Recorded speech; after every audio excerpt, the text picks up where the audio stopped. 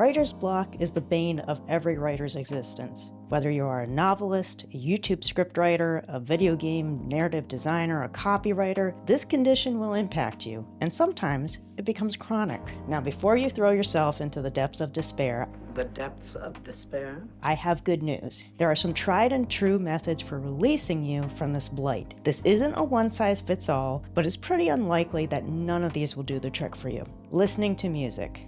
This is my favorite, my personal go-to. Music is powerful. It evokes emotions, visualizations, engaging our imagination in ways that no other medium can. And today, it is so easy to find the kind of music you need for what you're trying to write. If you're working on a romance novel and you need to write a tense scene between the two protagonists, just hop onto YouTube and fire up the soundtrack from Pride and Prejudice. Need to write a new blog post about knitting cat clothes? Throw on some cozy lo-fi. I'm not sure where that example came from. Sometimes I just come up with some weird stuff while writing. Revisiting the source of inspiration. Chances are that your piece of writing was at least partially inspired by something else. For example, my novella took inspiration from Labyrinth and Pride and Prejudice. So why not revisit that source of inspiration? Fire up that movie or TV show, pull out that book, find that YouTube video. Everything we create is the result of our experiences, including the media we digest. There's nothing wrong with going back to the original muse.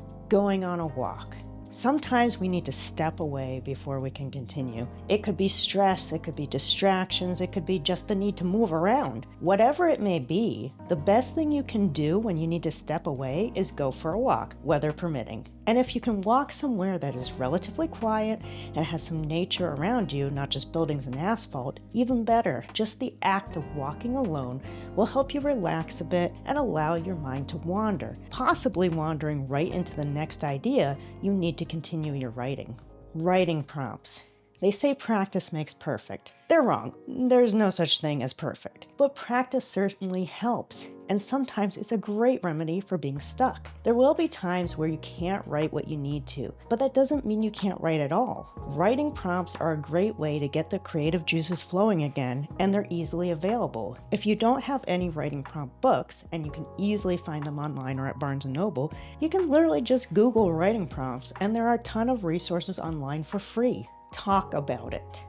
Although I put this as last on the list, I only did that because it requires having access to another person. I have found this method quite effective. Sometimes you need to speak life into what you're writing by discussing it with someone. Sometimes all it takes is just describing what you're writing about, and the answer just poofs into your head like some sort of cheap magic trick. I have gotten myself out of multiple writer's blocks with my novella by simply telling my husband about it or describing the problem I was having, and the answer of how to proceed would just suddenly come to me. It's incredible how much our brains can solve when we just talk through it.